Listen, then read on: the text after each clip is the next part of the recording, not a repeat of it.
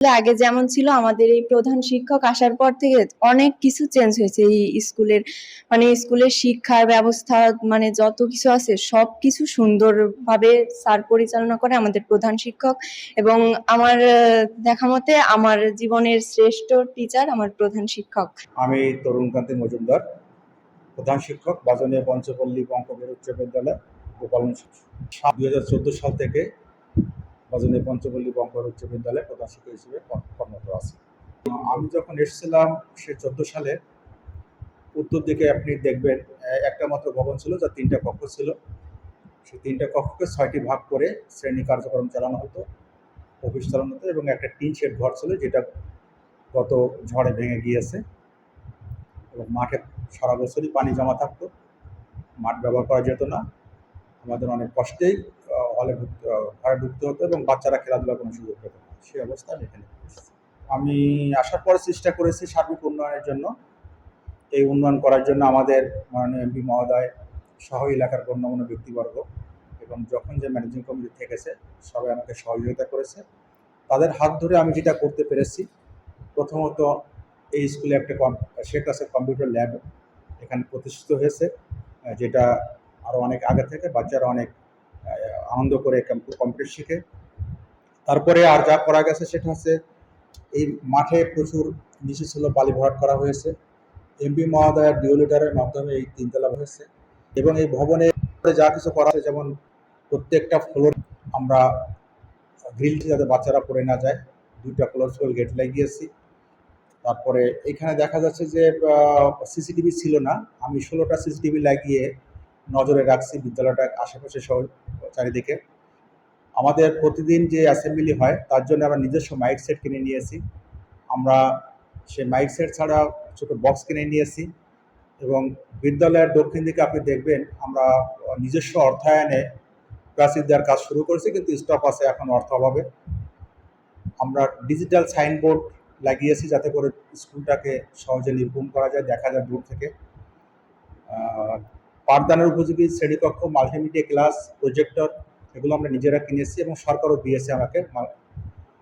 ল্যাবের সঙ্গে একটা প্রজেক্টর দিয়েছিল। এছাড়া বাচ্চাদের নিরাপদে রাখার জন্য, সুস্থ রাখার জন্য বিশুদ্ধ পানির ব্যবস্থা করা হয়েছে। একটা প্রজেক্ট আমরা নিয়েছি, যে প্রজেক্টে ওরা প্রচুর বিশুদ্ধ পানি পেয়ে থাকে। প্রতিনিয়ত আমাদের স্কুলে মিটিং করতে হয়, তার জন্য আমি নিজস্ব এতে হল রুম করেছি এবং সেখানে নিজস্ব অর্থায়নে 100 প্লাস্টিকের চেয়ার কিনে বসার ব্যবস্থা করেছি অভিভাবকদের। এছাড়া আমাদের এই সামনে পতাকা স্ট্যান্ড ছিল না, আপনি দেখবেন অনেক বড় একটা পতাকা স্ট্যান্ড করেছি।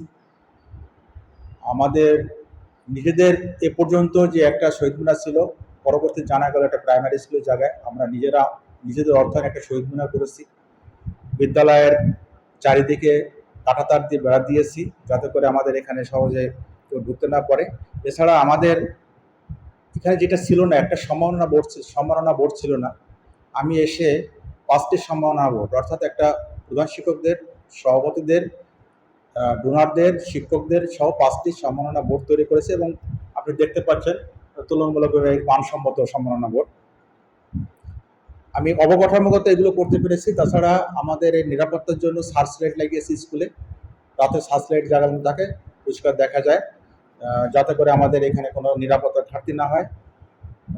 এছাড়া যে ঘরটা আমরা নিজস্ব এতে টাকায় করেছি সেটাকে প্লাস্টার করা হয়েছে, জানলা লাগানো হয়েছে, গ্রিল লাগানো হয়েছে, এগুলো আমরা একটু করতে পেরেছি। তাছাড়া প্রচুর গাছ লাগিয়েছি, আশেপাশে আমি বৃক্ষ দিয়ে ঘিরে ফেলতে চাই যাতে করে একটু অক্সিজেন সমৃদ্ধ একটা স্কুল হিসেবে, মডেল স্কুল হিসেবে আমি আসতে পারি, সেটা আমি চেষ্টা করতেছি। এছাড়া আমাদের স্কুলে স্বাভাবিক কার্যক্রমে যা কিছু প্রয়োজন সব কিছু আমার করা হয়ে গেছে, ছোটখাটো যা কিছু প্রয়োজন। আগামীতে আপনার স্বপ্ন কি? স্কুলে আপনি কি কাজ করতে চান? আমি চাচ্ছি যে আমার স্কুলে উন্নয়নের নিরাপত্তার দরকার, এখন যেটা সরকারি সহায়তা সেটা হিসাবে আমাদের দরকার 4 বিঘা। এর মধ্যে একটা আমাদের শেখ রাসেল কর্নার আমি দেওয়ার একটা নির্দিষ্ট সময় উন্নয়ন ক্ষেত্রে আমার বাগার আর একটা ভবন আমি চেষ্টা করতে সরকারি বাইক শিক্ষার্থীদের যে শিক্ষার মান অত্যন্ত জল। আমি শহরে পারবো না, তাদের পূর্ববঙ্গ স্কুল আছে, 8টা স্কুল স্থান অধিকার দিক থেকে ধারা থাকছে এবং আমি যে উপজেলা জেলা পর্যায়ে কিভাবে করা যায় সেই চেষ্টাটা এবছর 7.7 থেকে আপনি কতটা আমি নিয়ে আপনাদের নিয়ে ভাবনাটা কি? আমার প্রথম চাওয়া হচ্ছে আমি পাশের হার অর্থাৎ কোয়ান্টিটি বাড়াবো এবং কোয়ালিটির দিকে। কারণ আগে যদি কোয়ান্টিটি বাড়াতে পারি কোয়ালিটির দিকে নজর দেব। এবং আমার শিক্ষার্থীদের নিয়ে ভাবনা যে তারা এখান থেকে লেখাপড়া শিখবে, ভালো রেজাল্ট করবে, তারা উচ্চশিক্ষার জন্য বাইরে যাবে, ভালো মানুষের সমাজ ভালো তাদের প্রত্যাশা, এবং আমি সেভাবেই শিক্ষার চেষ্টা করছি। আপনার বিদ্যালয়ে নিয়ে যদি সংক্ষিপ্ত আমি চাই যে আমার এই বিদ্যালয় সবুজে ঘেরা একটা আদর্শ বিদ্যা পীঠ হোক, আমার ছাত্ররা আদর্শ শিক্ষার্থী হিসাবে সমাজে পরিচিত হোক, এবং আমার এই স্কুলের উত্তরোত্তর উন্নতি হবে, এটা আমি